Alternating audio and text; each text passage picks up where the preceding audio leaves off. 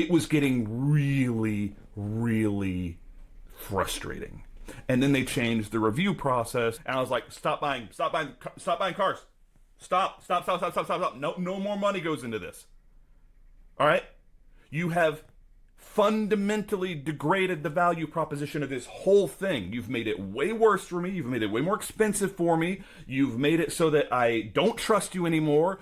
And this whole like pushing me off Power Host for some arbitrary thing, I was like, quit. No more. Zero more cars. All right, for those of you who've been following along on my Turo journey, we got to 23 cars in Charleston, South Carolina, basically in 12 months. And then we threw a big ol' honkin' stop on the entire company. And my reason for that was, in the time I had working with Turo, they had just made change after change after change after change. And I personally felt like every single change that I saw was at the expense of the hosts. Let's talk through a couple of those, just so it doesn't seem like I was overreacting to stop investing my money that way. When I started with Turo, one of the things that I liked the most was that you could accept a guest or not accept the guest. Kind of like Airbnb. When someone goes to book on Airbnb, they say, hey, I would like to book with you. And that's really useful because you're able to go and look at the person who wants to book with you's reviews. You're able to see if previous hosts who have worked with that person have had a good or a bad experience. You're able to see this person has 35-star reviews. And every single host is like, hey, they treated my place great. They didn't have a wild party. They didn't do anything crazy. They didn't kick holes in my walls. Or you can see that this person is brand new on Airbnb's platform. They just opened their Airbnb account, and their story that they're telling you doesn't add up. And you're like, this is a scam. This is recipe for disaster. When I started on Turo, it was the Airbnb way, right? It was, I'd like to book your car. I'm coming to town. I'm coming to Charleston. I'm going to go out for a night with my friends and family. You look at their stuff. Hey, they've got great reviews. They've not killed anyone else's cars. I'm okay with that. Yeah, that sounds great. Happy to host you. In kind of November of 2023, they rolled out an automatic booking policy where they said, from now on, all bookings done on Turo are going to be instant. As soon as someone says, I want to book this car, they will be able to book your car. No ifs, ands, or buts.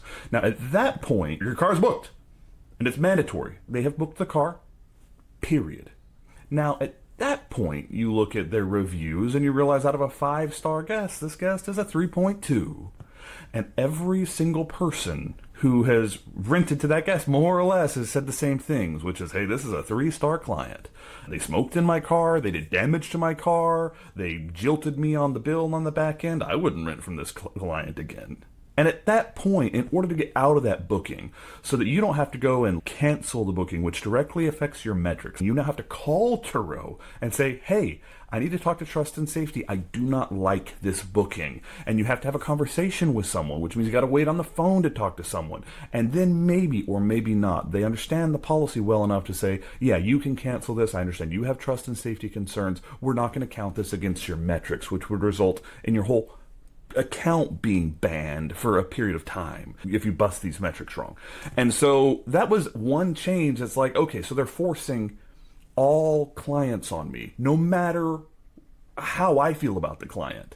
And they're making my administrative and overhead a lot more expensive to run the same business I was, where I could screen my guests. I can't now. That's a change they made in November 2023. In May of 2024, they switched their automatic pricing to what they call dynamic pricing. And basically what they were saying is, hey, we've got so much data now that our new dynamic pricing is going to take the problems out of pricing your vehicles entirely. It's going to be a lot better. In all candor, Turo's pricing, I would say, is 70% good. But that 30% is huge. And just for one example, out of my fleet, I have 6 Fiat 500s between 2012 and 2013. Because when we bought them, they were just dirt cheap. And our research said they rented for a good daily rate. And we didn't realize at that point that they're a huge dang hassle. With that being the case, we have these 6 Fiat 500s. Now, they're all pretty similar. Except we paid double for a Fiat 500 Abarth. Now, the Abarth is a trim level in the Fiat. The Abarth is their most premium Fiat 500. The dynamic pricing doesn't recognize trim levels at all. And so it prices my Fiat 500 2012 base model the exact same. It prices a car that's worth double the price with a manual, a lot of fun, little turbo in that one. It prices it the exact same ish, like within $1. It's just terrible. And so what we found is we have to go back and be like, okay, dynamic pricing's okay 70% of the time, but a lot of the time we have to go in and increase our rates manually. Future Jeremy here. As I review this video and as I look at all these changes Turo made over time, I realize that I missed a crucial one at this point in the timeline. At this point in the timeline, Turo also eliminated what is called base pricing or minimum daily pricing. When I first signed up for Turo, you were able to go to Turo and say, hey, the minimum I'm going to accept for this car is $55 a day. For example, my QX60, which is a 2018, if it's not earning $55 a day, I would rather not have it out. I would rather not be taking the risk. I'd rather not be risking paying a $2,500 deductible. I'd rather not be risking someone damaging it for some future rental that's going to be $80, $90, $120 a day. If it can't even get to $55 a day, then I'll wait. What that did is it let people set their prices a little bit higher, and it let people, like other people who are willing to have their faces burned off in the depths of rock bottom Turo pricing, go right ahead. You guys can all rent your cars for 12 cents a day or whatever the crap. I'm just gonna not.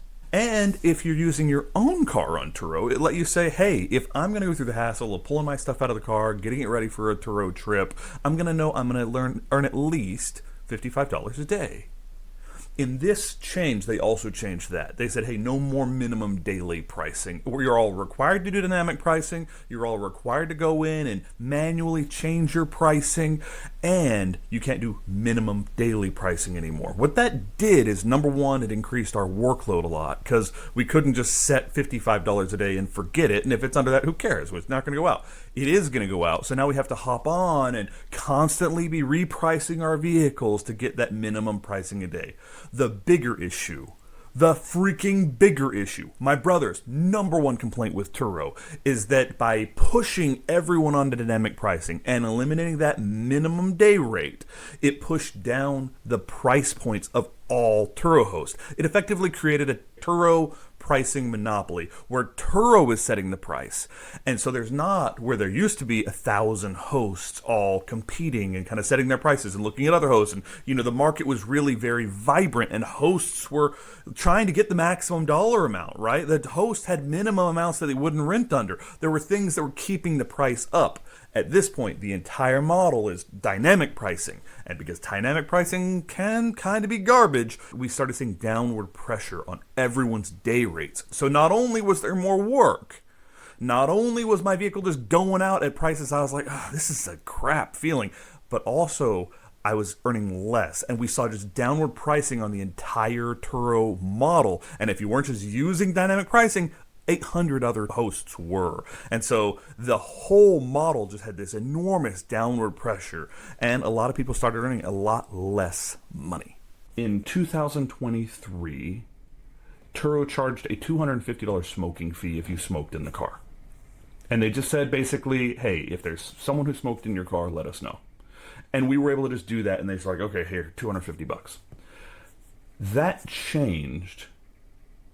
So they said, hey, we'll now only accept photo evidence. We won't accept, hey, it smells like smoke. We'll only accept photo evidence if there's actually cigarettes or ash left in the car. We have to have photographic evidence. Now, I think that changed because some Turo hosts were committing fraud. I think they were claiming people smoked. They were planting evidence that people smoked, and it put Turo in a really bad spot. And this is one of the big reasons all these changes have happened. You've got to remember that my contract as a Turo host is with Turo. If I say, hey, I'm okay with this guest, they're going to be $30 a day.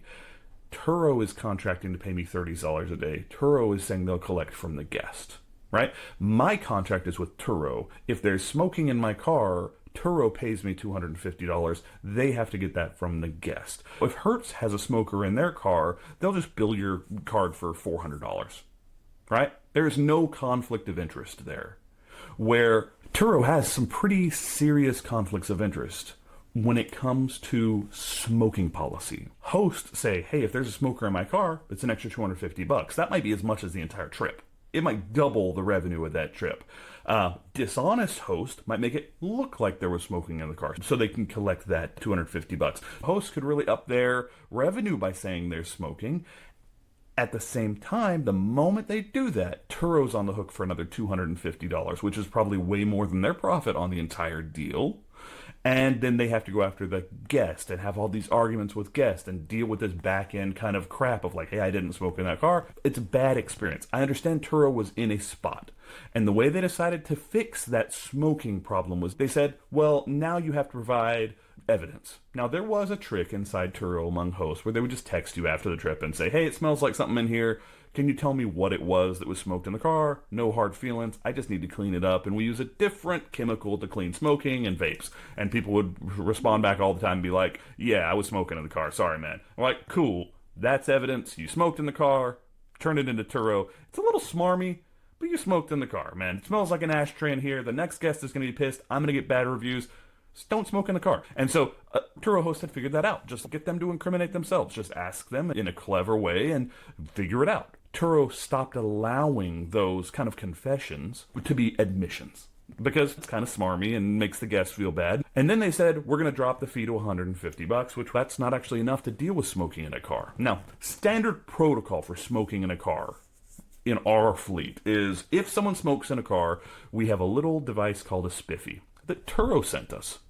And Turo said, hey, this will knock out any smoking smell. It works great. And it's got like a little chlorine tablet that you drop into it.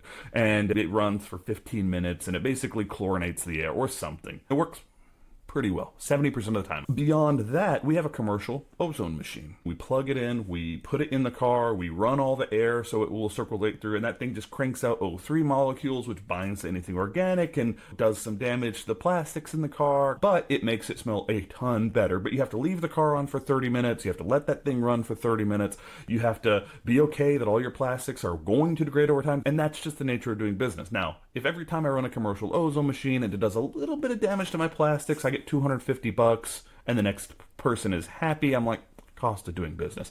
If every time I run a commercial ozone machine or chlorinate the inside of my car, I get $0 and it takes 30 minutes of me paying someone's time to go out and turn on the ozone machine and leave the car running so that its stuff will circulate. If every time I have to do all that work to get a car ready for a rental and I get paid nothing, that starts to feel bad.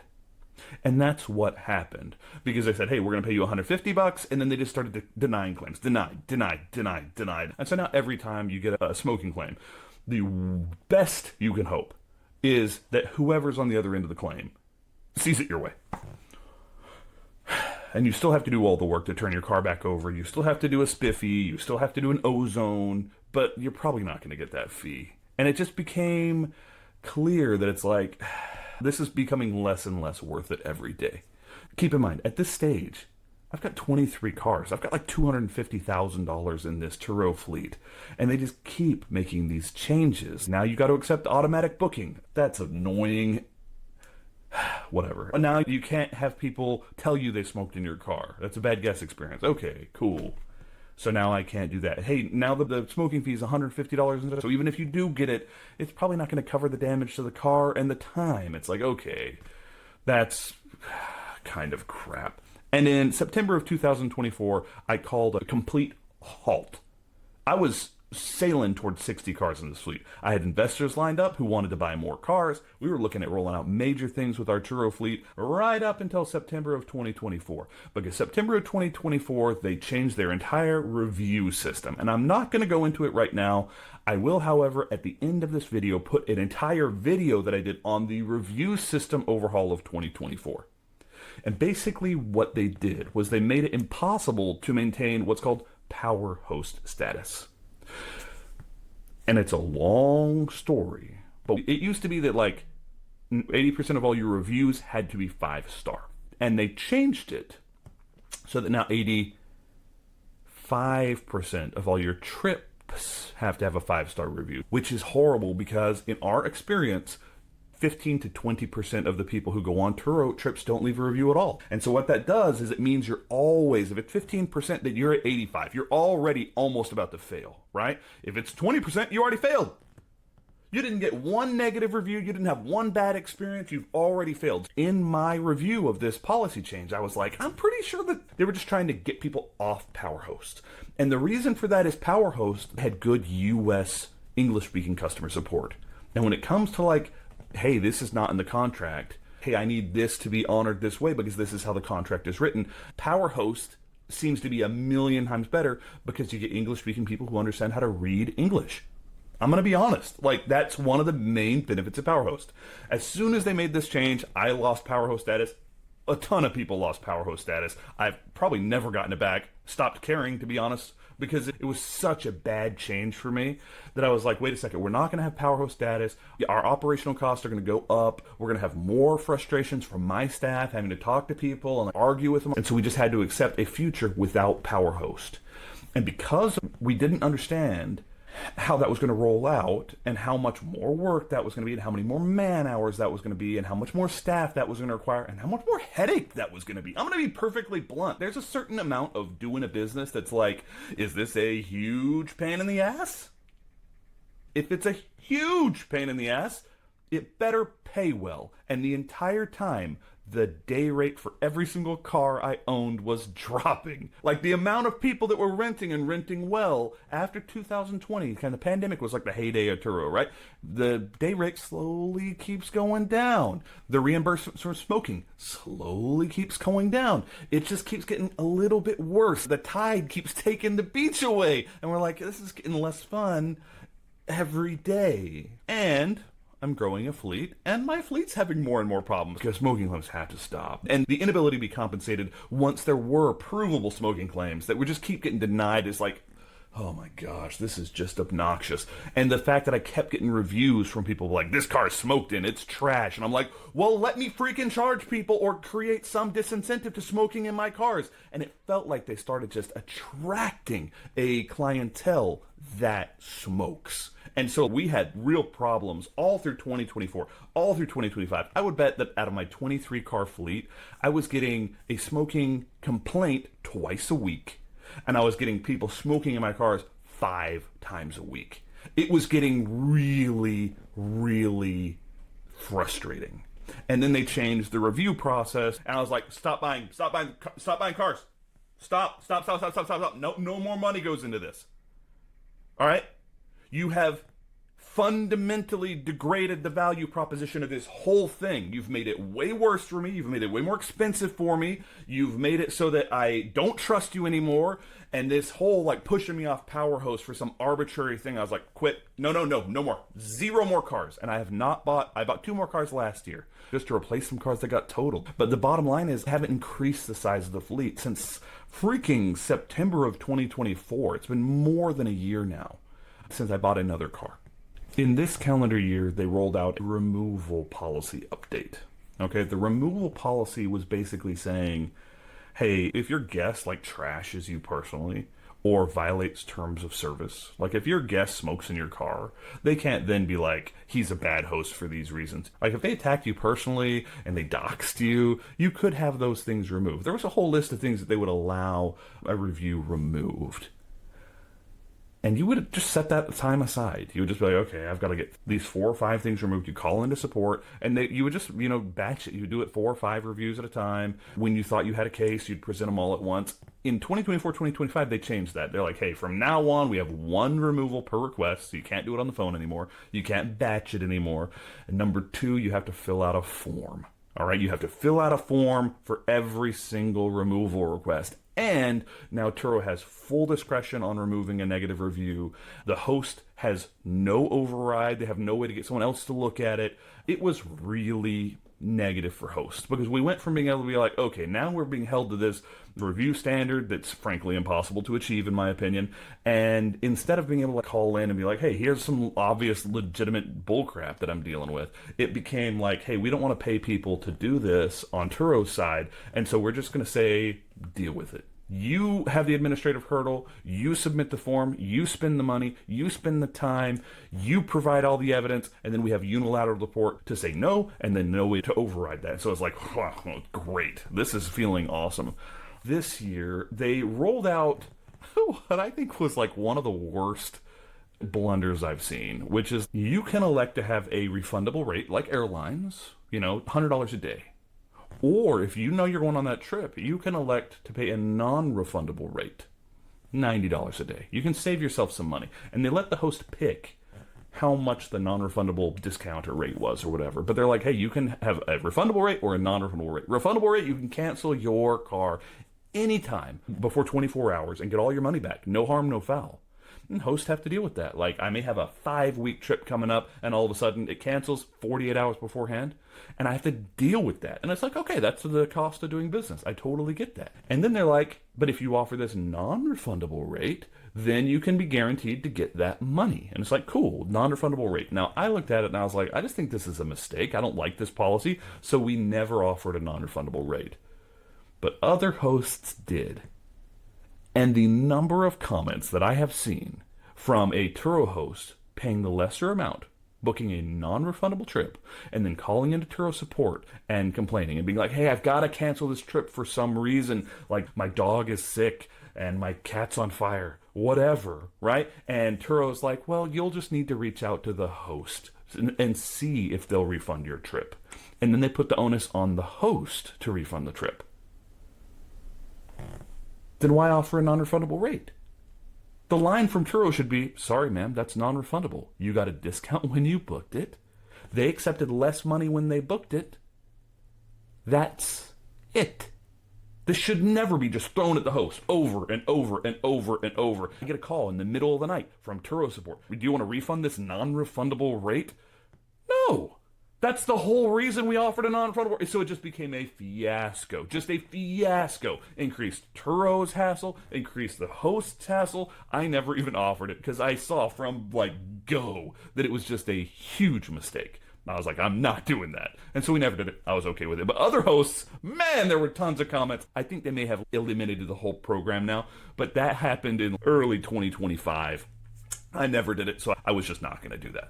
In the middle of 2025, they changed the insurance plans. Now, if you want to go see how the insurance plans used to be, I have a video called Turo's Insurance is Not Insurance, where I do like an hour walkthrough on every single insurance plan. And I overlay my economics, like what we actually earned from calendar year 2023 or 2024, and how many damage claims I had, and how much I paid in deductibles, and how much I would have paid in insurance claims on every single level, and I discuss it. One of the big differences is that at 2 of the plans, they would actually reimburse you per day an amount of money that you would have made renting. They would have paid you a loss of income, and they would have paid for you to have another car on the 2 most expensive plans. And I went through and looked at the math, and I was like, I still wouldn't pay for this. Even for these 2 unique benefits, I still wouldn't pay for it because I just didn't see where there was enough get for that give. Like, I was spending a lot to get not enough. They eliminated both of those unique benefits on the 2 most expensive plans. And so now all the plans are identical, but the most expensive plans, you just have a lower deductible, but they don't have any of those other benefits, which is a direct cost to the host. Gone. All the plans are the exact same. It's just a matter of how much do you pay versus how much do you deposit. They didn't increase the deposits at all. They didn't give the host anything back. They didn't be like, because we eliminated this plan, you get all your money back minus $150. Nope. Just we're taking benefits away. We're giving nothing back. As you can tell, it's just change after change after change after change where the host's experience kept getting worse. The host experience just kept getting worse. And so, seriously, the thing with the ratings and the unachievable power host status, that was kind of the straw that broke the camel's back. I said, we're not buying any more Turo cars. And then finally, something has happened that I like. All right? Now, I'm going to posit a thought for you real quick and see if you all can, with your infinite knowledge and experience in running the world's largest peer-to-peer sharing Turo fleets or not, I posit a question, and I want you to imagine. Let's assume, for the sake of argument, that you have a whole bunch of hosts who have cars that keep getting beat on and keep getting trashed and keep getting smoked in. And the reason you don't want to protect the hosts, or you keep eliminating things, is because you don't want to be on the hook to pay for them. And you've realized in your math that you are on the hook for paying for them because of the way you structured your contract. And you realize that you're eliminating thing after thing after thing that's a host benefit because you don't want to be on the financial hook for it. Just imagine, hypothetically speaking, that everyone has tons of cars and that you want to add some disincentive to people smoking in the cars or wrecking the cars or leaving the cars trashed beyond all reason. Let's assume you want some disincentive. How would you solve it? I'll give you 5 seconds to think about it.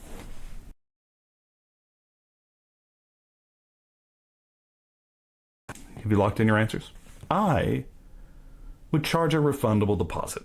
Like every other freaking rental car company on the planet. I would charge a refundable deposit. Hertz does it. Enterprise does it. Sixt does it, I think. Like everyone. Airbnb does it. It is the simplest solution. And the fact that all of this time, they're just taking and taking and taking from hosts. And they had not bothered to be like, hey, we're just going to charge a refundable deposit like everybody else, right? They had not even bothered. Drove me crazy. Like, I can't spend any more money on this with this management team having this little idea of like how to protect me and my assets. This doesn't make any sense. And so I stopped buying cars and I stopped believing in Turo. I had people call me out of the blue and they're like, hey, should I get into this? And I'm like, I wouldn't. I'm not having a good enough experience. I'm not earning enough money and the hassle is getting more and more and more. At this point, I wouldn't. I'm holding my number of cars to my detriment because the economics are okay, but no one's printing money. But I really, for this to have made sense for me, I needed to be at 60 cars a year ago. And I'm at 23 cars, which is just enough cars to need 2 people, which means that my fixed costs are higher than I want them to be, and it's not earning the money I would like it to be. If I was to stay in Turo long term, I would want to feel confident enough that they're going to take care of me to go buy another 40 cars. I'm like in the valley of hideousness where it just doesn't make a lot of sense because I'm paying for 2 staff people because one person just can't run 23 cars and I'm only getting 23 cars worth of revenue out of it. I'll do another video about the specific revenue where we talk about every penny we earned, every penny we spent, and the fact that we kind of broke even, maybe even broke minus, specifically because we don't have enough cars. And I wasn't going to buy any more cars because of all these changes and how crappy it felt for a long time to be a Turo host. Now, in 2025, they rolled out a tiered deposit system, refundable deposits. If anyone from Turo is listening, I know it feels like I have been really annoyed this whole time, and I have been. And in all candor, it has been communicated to you by so many hosts that I don't feel bad expressing this in these terms. These problems have been known, these problems have been understood, and if you did not understand that it felt this bad to be a Turo host, after all the Turo summits, and after all the comments, and after all the recorded phone calls, and after the thousands of pages of comments on Facebook and Instagram, and the groups which you're a part of and which have been directed at you, if you did not know that this is how your hosts feel, it's been really, really, really rough to enjoy being part of the Turo community because it feels like we have just gotten more and more and more taken away with more and more and more hassle for years. The change to security deposits is the first glimmer I have had with Turo, and I'll be perfectly candid. I told my staff as soon as it changed, I said, I don't care if I never see a penny of that money. Feel free to keep every penny of it. I just want some level of friction and disincentive from people kicking the crap out of my cars. That's all I want. I just want some level of friction. If you're going to smoke in the car, know that you've got a $250 deposit on it. Okay? And then Turo doesn't have to front the money. They just give me the money that you've got deposited. Easy peasy. You've got some disincentive to smoking in my car. If you're going to leave the car trashed, and man, I have gotten some cars back impressively trashed. If you're going to spill like mystery fluids all over my car, know that it's going to cost you $250. Now, it might not be enough to make me whole, but there's at least a thought in the back of your head, I'm going to lose my deposit. And so what they've done is they've done an algorithmic-based deposit requisition based on their internal algorithms. Great. Awesome idea. Turo. Mwah. Wonderful change. 1,000% support. Super support this refundable security deposit. On more expensive cars, it can go up to $750. On less expensive cars, it can be as low as $0. If they recognize a risk, if they've got a person who keeps doing stuff in cars, they'll slap a $250 refundable deposit. And if there's no risk that they can detect on their end, they'll charge no deposit at all. It's a really good system, a really smart system. Way overdue. Just so far overdue. This isn't even talking about the auto bookings of discounts. They keep rolling out like discounts, and they're like, hey, everyone on Turo, we're going to start offering 30-day discounts, 60-day discounts, 90-day discounts. And they will auto set everyone's discount levels to like 30%. They'll give a 70% discount or some insane number. And so those Turo hosts who aren't paying super close attention, they just get a booking out of the blue that's like for a year. And their Mustang GT, they rent for $100 a day and is in like the peak of summer season. All of a sudden they get a booking in $30 a day. It's renting like less than a Hyundai Elantra for a year. And so they rolled out this stuff. They put it on everybody, these discounts, and you had to go back in and manually change them. And so for like 6 months, there were these posts like, what the crap is this? Where all these people just hadn't read the announcements and they didn't realize that Turo made everyone do this and you had to go in and opt out. They do that. They've done that 3 or 4 times. And it's always funny because these hosts just lose their minds and then they have to cancel the trips like last minute. And then they get their account banned for 7 days. Or whatever the ban policy is. The ban policy itself, I was okay with. I don't like last minute cancels. But this is just another thing of like, really? All at the host expense. Anyways, they've done refundable deposits, which I know feels like the most obvious thing you could possibly imagine to solve a lot of the issues that we've been having with Turo. But they've done it, and I'm happy about it, and I'm grateful for it. I would be remiss without saying, hey, they've made a change that I love. Future Jeremy here again. I must have recorded that, I don't know, 3 months ago. And if I'm totally honest, I'm all done. I got that video back from editing maybe a month ago. And I watched it and I said, I can't post this. And the reason is because Turo is going to ban my account. And I've just kind of made my peace with this. That's why you're seeing this video.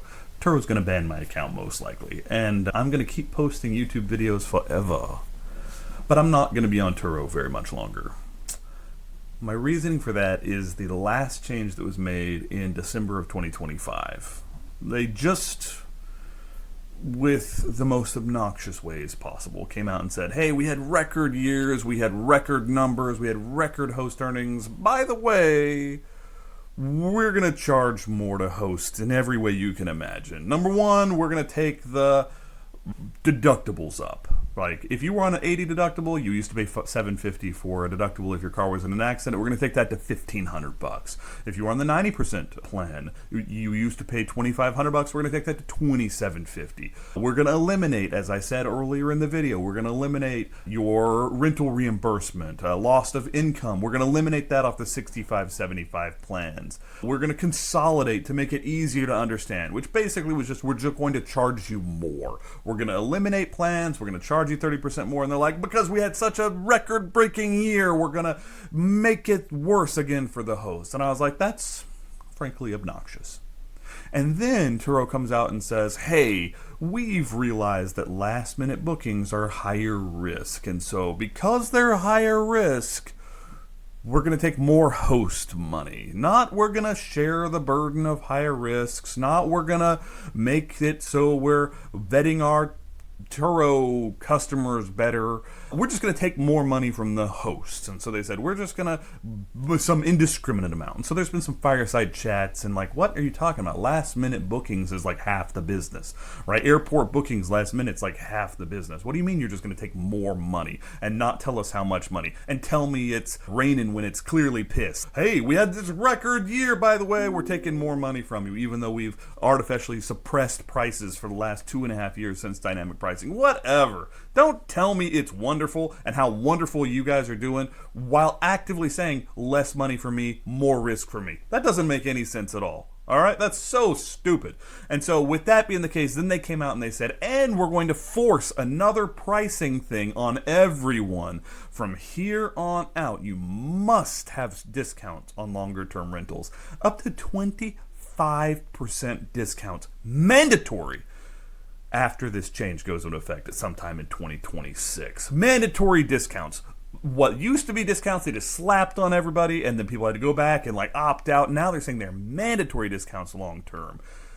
While Turo's taking no more risk long term, that's just more risk to the host. I'm like, okay, whatever. So my primary employee calls me the other day, and he's like, hey man, what are we going to do for the future? Do we want to buy more Turo cars? And I basically told him, in order for us to get this fleet where either of us wants it or needs it to be, I need to spend another $20,000 a car by 40 cars. I need to spend another $800,000. Are you comfortable with me doing that? Do you feel comfortable with Turo? Do you feel comfortable with me spending almost $1 million? Like Turo's going to take care of us and Turo's going to protect our money and protect our fleet and actually give us good clients? And he's like, no, absolutely not.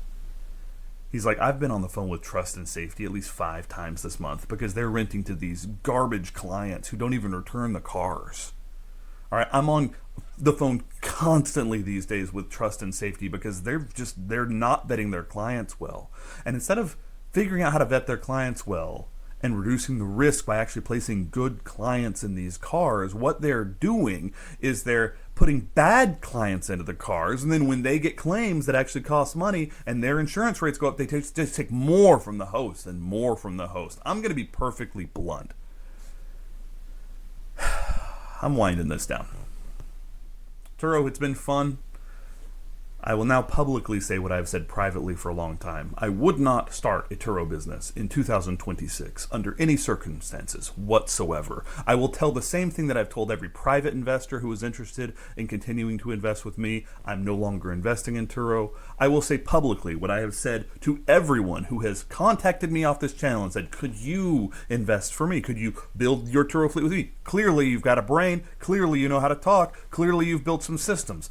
Can you invest my money on Turo? Can you buy me some cars? Can I get some tax benefits? I'll say publicly what I've said privately, no. I would not do business with Turo. I will not be doing business with Turo as soon as I can sell my fleet and my cars. You guys have destroyed the value proposition of your own product with all my heart.